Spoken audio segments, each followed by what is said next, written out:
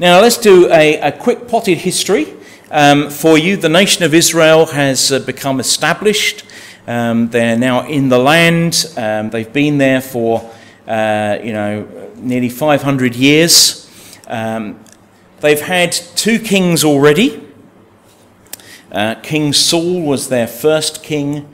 King David, their second king. And God made some wonderful promises to David. But David was a warrior. He was a very strong king. And he established the nation, perhaps like no other king of Israel. And still, to this day, he's revered as the greatest of Israel's kings. But his throne was handed on after 40 years of sitting upon the throne. It was handed on to one of his sons, Solomon. And of course, Solomon is famous for his wisdom. But also, of course, Solomon was the king that built the temple. David prepared it, and God said, "You've shed too much blood that you cannot build this temple for me. This must be reserved for your son Solomon." Solomon was a man of peace, and there was peace that they had never known in Israel before or since during Solomon's reign. And through his wisdom, he was able to bring about extraordinary days of calm. And the wisdom was not his own, it was from God. God promised Solomon, he said, whatever you ask, you may have. You just request it, I'll give you anything. And Solomon, which already showed that he was wise, didn't ask for money or wealth or riches or power or anything else. He said, "Lord, give me wisdom, that I may judge the people right, that I may show them the right ways." And God was pleased with what Solomon asked and continued to add to his wisdom. And indeed, everything else was added to him as a result. Well, let's come to Solomon's building of the temple, 2 Chronicles chapter 3, starting at verse 1. Then Solomon began to build the temple of the Lord in Jerusalem, on Mount Moriah, where the Lord had appeared to his father David. It was on the threshing floor of Araunah the Jebusite, the place provided by David. And he began building on the 2nd day of the 2nd month in the 4th year of his reign.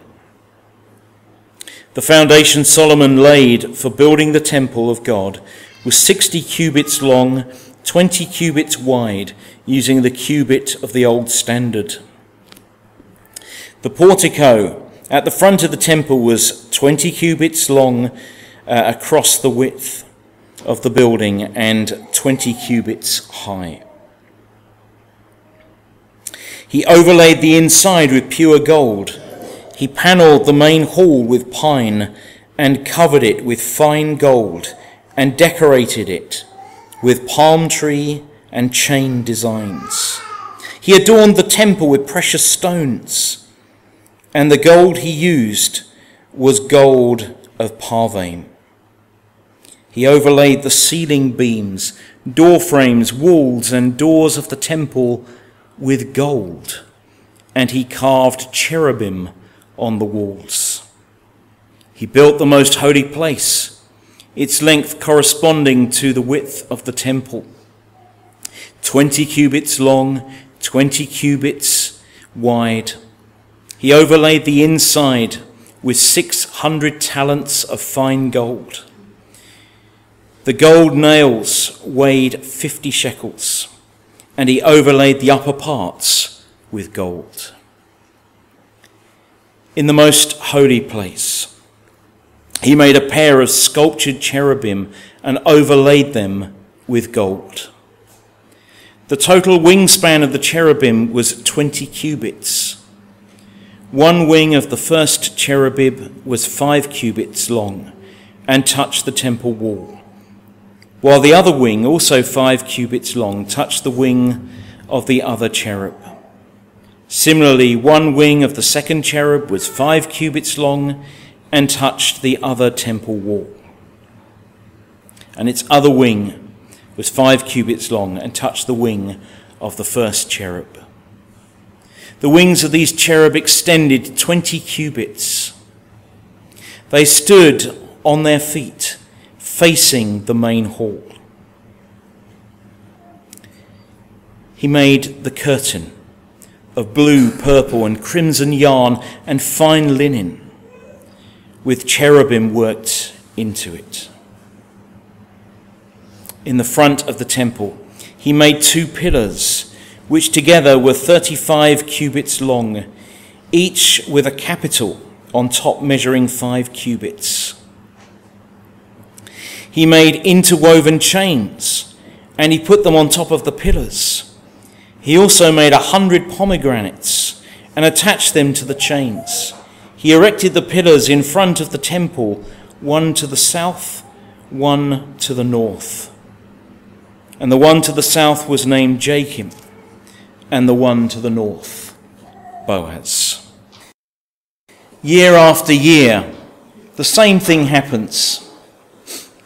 Christmas gets overdone, and I'm not just talking about the turkey. You notice that, in the weeks leading up to Christmas, there's so much advertising, pushing of this and that, and as we get closer and closer to Christmas, is it my imagination, or does every TV chef have to do a Christmas special every year just to tell you how to do the perfect Christmas? And it doesn't stop there, does it? Because nearly every program has a Christmas special now. And what they're actually portraying is very often what the perfect Christmas is meant to look like.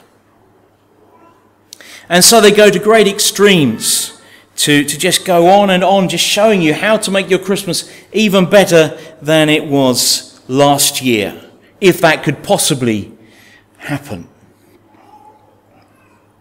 It was quite refreshing listening to one of the TV chefs in a documentary about TV chefs' Christmas specials. And he said, we chefs groan when we're asked to do another Christmas special.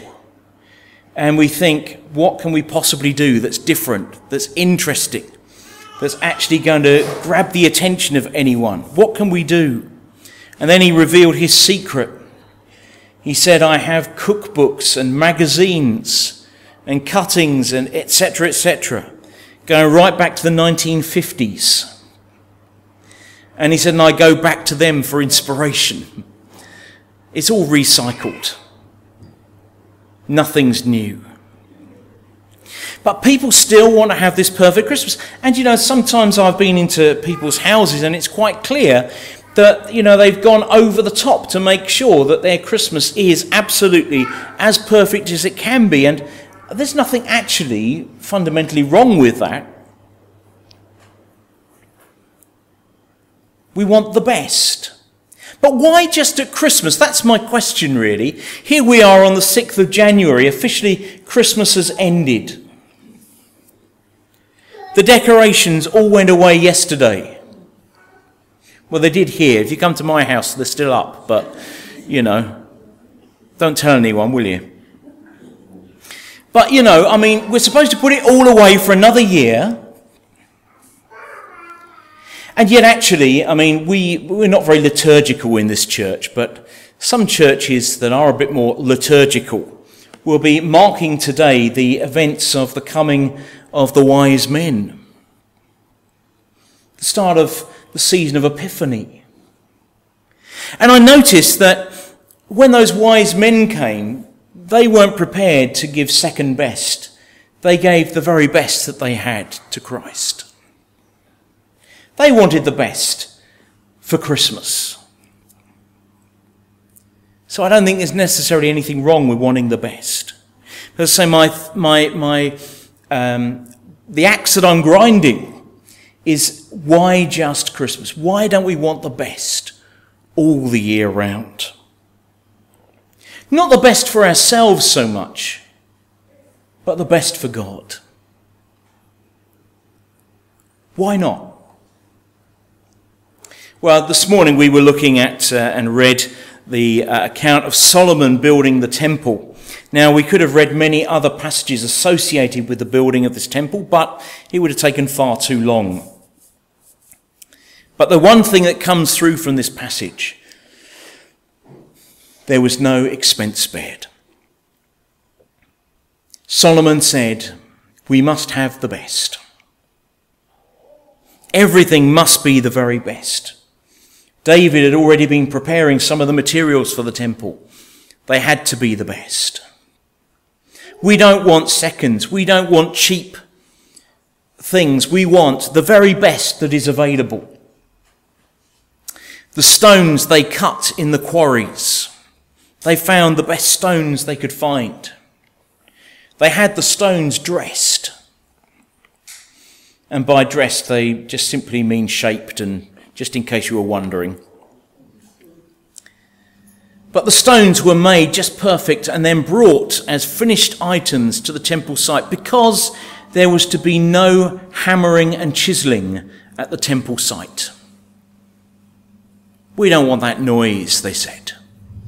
That's done in the quarry. And then when we have established only the very best, they're brought to the temple site. I think there's another reason why they did that as well. It's not just about the noise, although of course it was a holy site. But there is a temptation.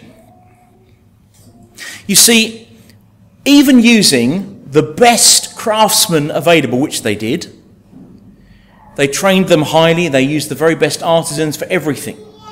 But even using the very best, the most skilled people, stone has a nasty habit of doing what you don't want it to do.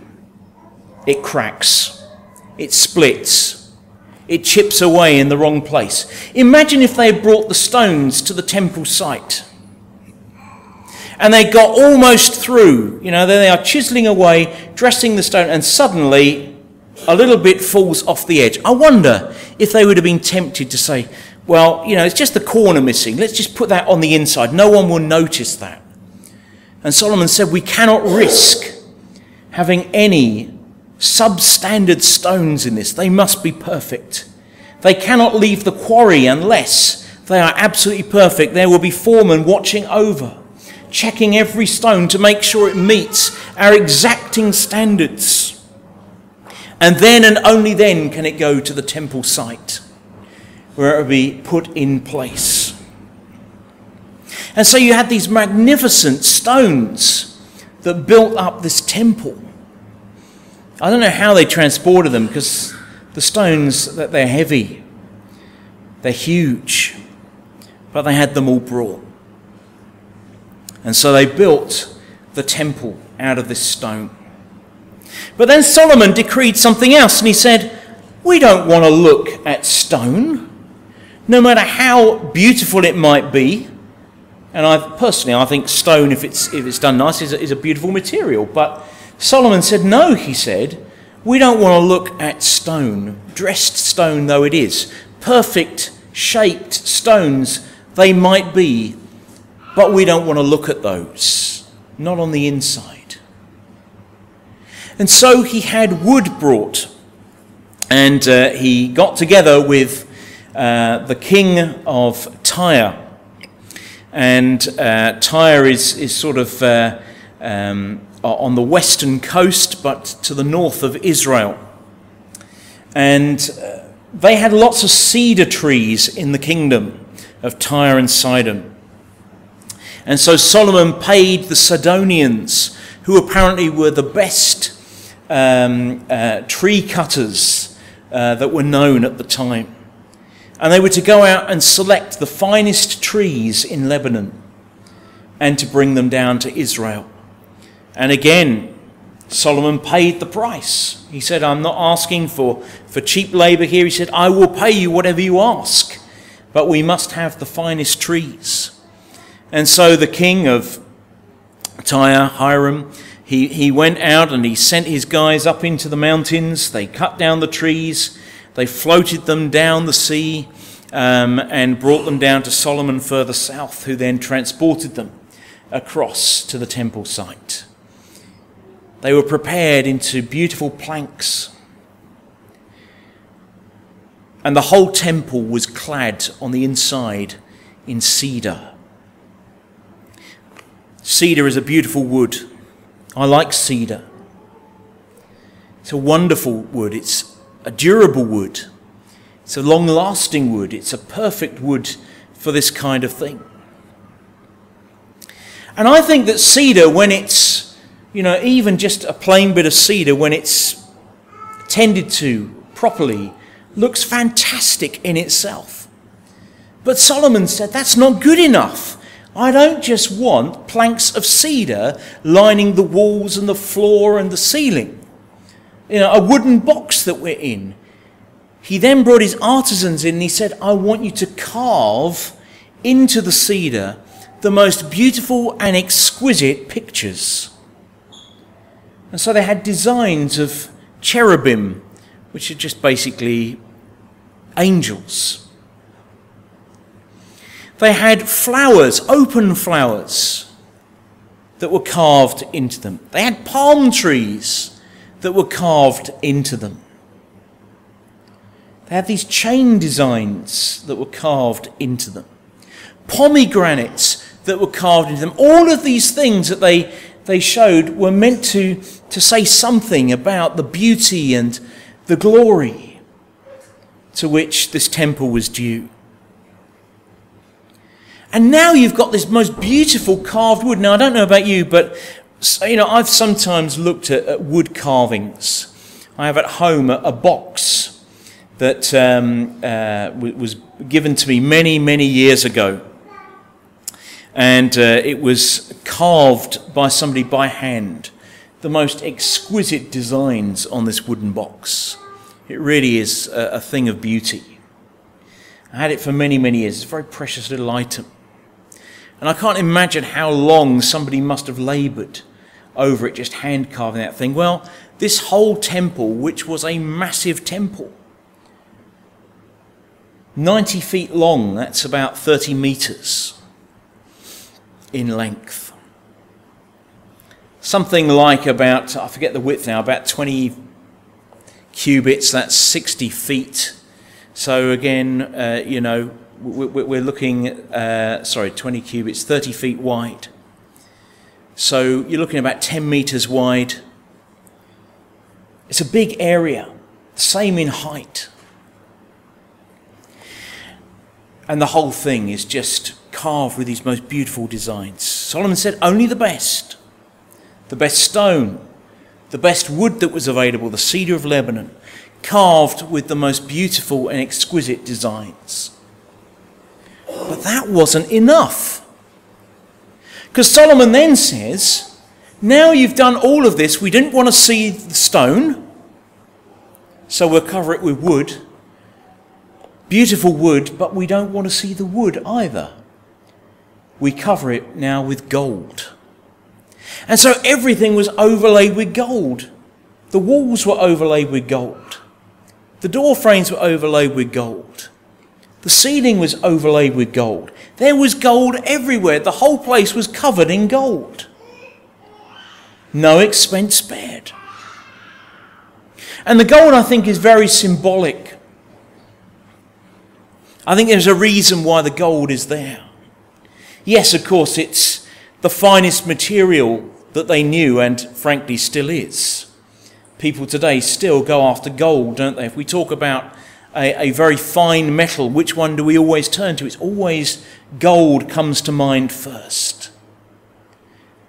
Just as it was then, it was a precious material.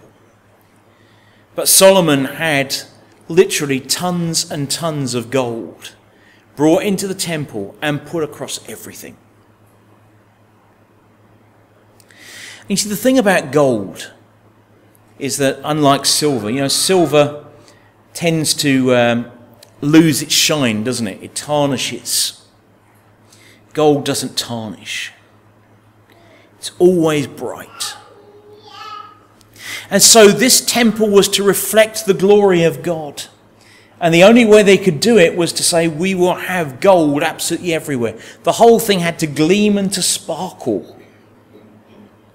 If we were going to do it today, I'm not quite sure what we would do really, but probably build it out of crystals or something, I don't know, diamonds.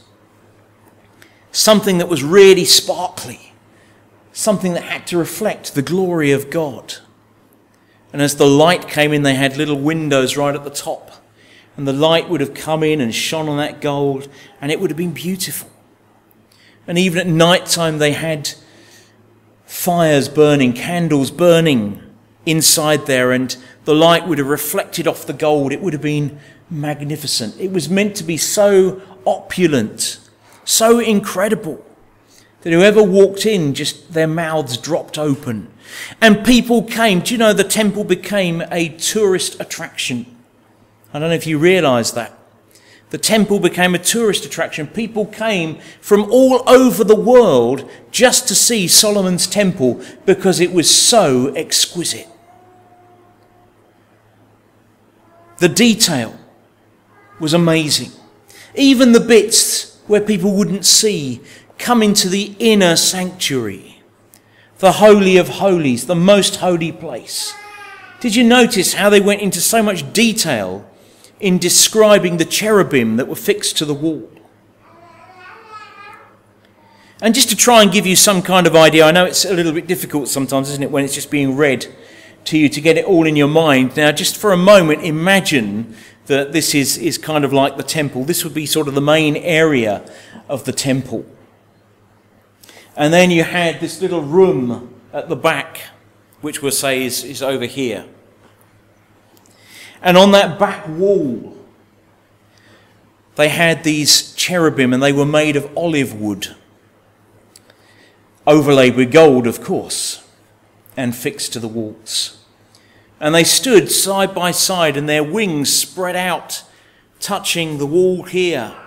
And this wing would have touched in the middle against the wing of the next angel. And his second wing would have touched the other wall. So they covered the whole of the back of the Holy of Holies.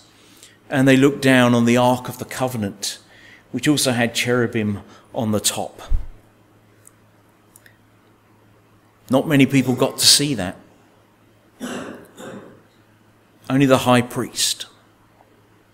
Only very occasionally. But it was important. And I started to think about all of this and to think about all this best stuff. I mean, they went to such great extremes that it took them 7 years to build the temple. 7 years of building.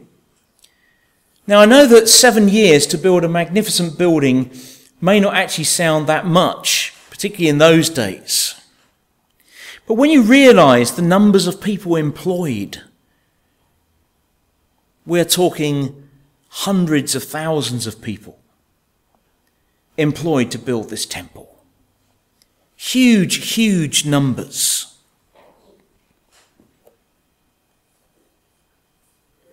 But it took so long because second best wouldn't do. And I started to think to myself a little bit about, as we go into a new year, what about our best? I'm not expecting that we all come along and start donating our gold as they did in the days of, well, not so much in Solomon's, he bought the gold, but when the tabernacle was built, they all donated their gold. I'm not expecting us to do that and to suddenly find that the chairs are now overlaid with gold. Might be a bit extreme. For two reasons. Number one is, it would be an incredible amount, wouldn't it, that we would actually need, even for a relatively small place like this. More than we could manage. We don't have the wealth of Solomon. That's the first thing. Secondly, this is a building. It's bricks and mortar. We call it a church. But it's not the temple. You are the temple. The Bible tells us that we, ourselves, have become the temple of the Holy Spirit. He lives within us. God lives in you if you're a believer. And therefore, I think that what we need to be looking at is the best that we can provide for ourselves. Now, I'm not talking about we've got to live in the best house in the best bit of town, drive the best cars, etc. I'm not talking about that. But I'm saying that we ourselves are an offering to God. We're described in many different ways. Yes, we're a temple of the Holy Spirit. We're also a sacrifice. We're living sacrifices. We give ourselves unreservedly to God. The very best that we can offer, we give to him. We give it in our service. How do we serve God? What sort of things do we do for the kingdom? What kind of things do we do to see that the name of Jesus gets spread further around our world? We worship, that's one thing we do. And we need to give the very best in our worship. It's no good coming with seconds for God. He wants the best from you. We do it not just in our service to God, but we do it in our service to one another.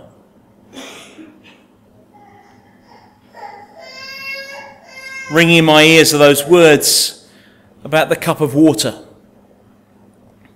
You know, when you give a cup of water to the least of these brothers of mine, said Jesus, you do it for me. It's important that we serve others. Whatever you do for somebody else, out of kindness and compassion, and in the name of Christ, you do it for Christ. We do it, I think, in just watching our own lives. Paul says to Timothy, watch your life and doctrine closely. He says that to him because he's got to be an example to the other believers. But in a sense, we're all an example to others. Believers and unbelievers alike. That we are meant to be a good witness to those around us. So we watch ourselves carefully to make sure that the things that we do and the things that we say are things of which we should not be ashamed. And I believe that's all part of giving our best to God.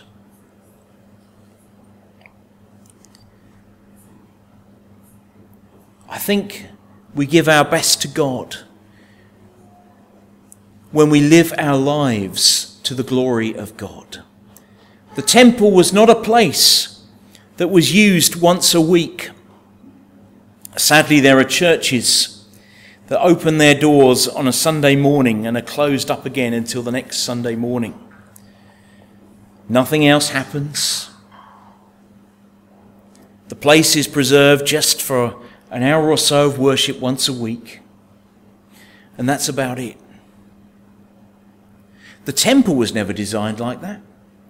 The temple was designed to be a 24/7 place of worship.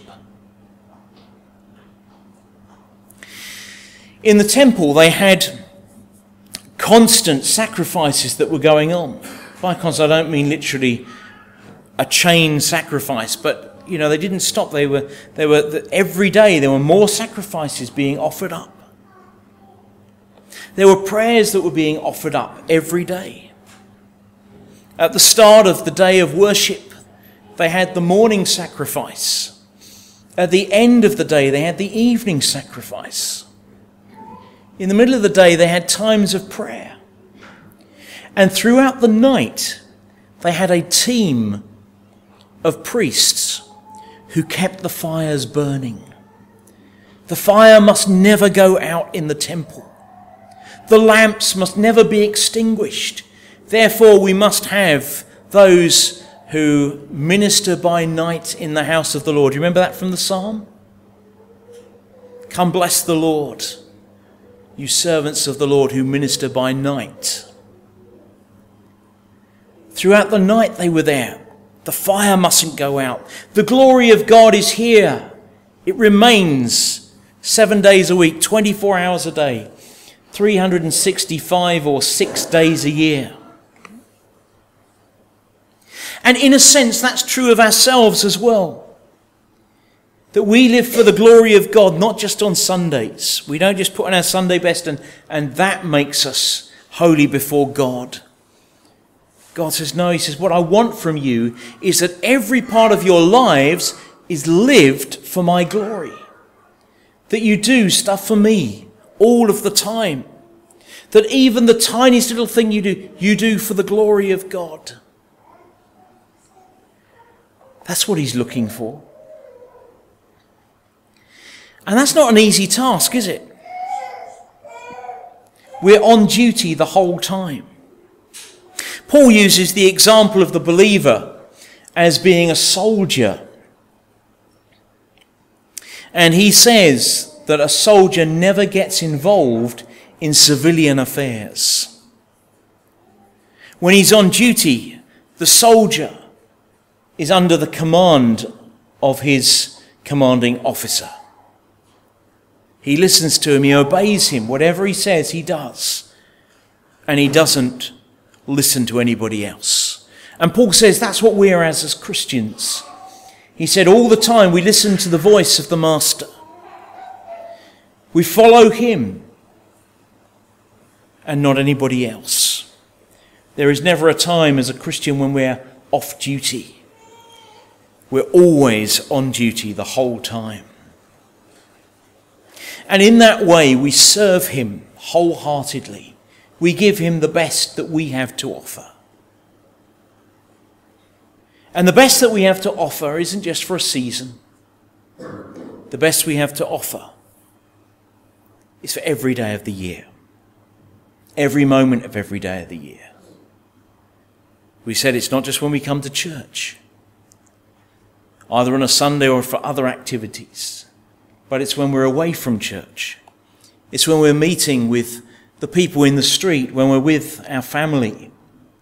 It's when we're with our work colleagues. It's when we're in the supermarket.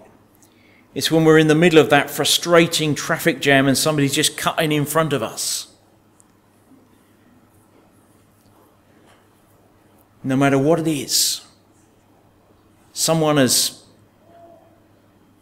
pushed us around on the bus, squashed us about, not given up their seat when clearly they should have done. You know those situations when it's so tempting, isn't it? To be off duty, to take the uniform off, to mingle with the crowd. But no, we don't have that privilege. As Christian people, we stay as the Lord's people, the Lord's soldiers, all of the time. And so as we go into this new year, I just want us to think a little bit about how do we live for the glory of God. Remember, the temple was clearly designed to reflect the glory of God. In every part of it was to reflect the glory of God, down to the finest details. And that's got to be true of our lives too. And I suspect that if we start to look at some of the finer details in our lives, we'll notice that the glory of God is not reflected. It's very easy, isn't it, to look at somebody's work and realise someone who's not a particularly good craftsman. The craftsman is shown up in the finer details. I probably told you the story, but it sounds like you're going to get it again. I was helping a friend do a DIY job once. And we had some fairly complicated cuts to do. And we had to try and sort of picture in our mind the different angles that things were going to go at. And then we made a mistake. And we cut one of the angles completely the opposite to the way it should have been. Now, it was just a bit of trim that we were trying to put onto the finishing job that we were doing. But, you know, the angle should have gone at 30 degrees in one direction and it went 30 degrees the other direction. Now, ordinarily, all I would have done is just cut the angle again. But the problem was that the little bit of wood that we had left was only just long enough to fit the final piece. We didn't have enough. So we had a choice. We either had to go back to B&Q and get another piece of trim, or we had to be a bit more creative. So we decided to be a bit more creative. So we put on a little bit of trim, and now we have this gap, this 30-degree angle that doesn't butt up to the piece of wood that it meets. And then we took a little bit of wood filler and we mixed in some wood stain, and we mixed it up and we put the wood filler into the joint, and we filled it and we smoothed it, and we got it looking just perfect.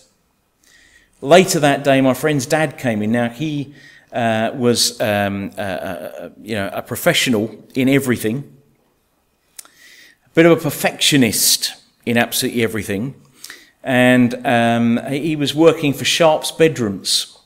So you can imagine they don't have substandard stuff on Sharp's Bedrooms. But he was working for them, and he came in and he looked at the job that we'd done, and the first thing he did was he went to that joint, and we thought, oh no, can't believe he's just picked up on that straight away. And he looked at the joint very carefully. Then he stood up and he turned around to us. He said, well done, lads. I thought, what does he mean? And he said, if you can get that joint right, he said, the rest of it must be pretty good too. And I looked at him again. He said, that's the hardest joint going. He said, that is spot on, he said. He said, not even professionals often get it that close. If only he knew. But it's true, the detail actually gives away an awful lot, doesn't it? And when we finish things off shoddily, it shows up that we're not actually that good, or we haven't taken much care over something. And the same is true of our Christian lives. Sometimes, in our Christian lives, you look at the big picture and everything looks fine, but then you get down to the tiny details. And that's when you see the cracks that start to appear. Most of us, I'm guessing, are probably all right on the big picture. It's the details that let us down. I want us to be encouraged this year, for the glory of God, to go and look at the little details, the areas where the cracks are appearing, and address those. Our lives need to shine for the glory of God in everything, all of the time, in every way.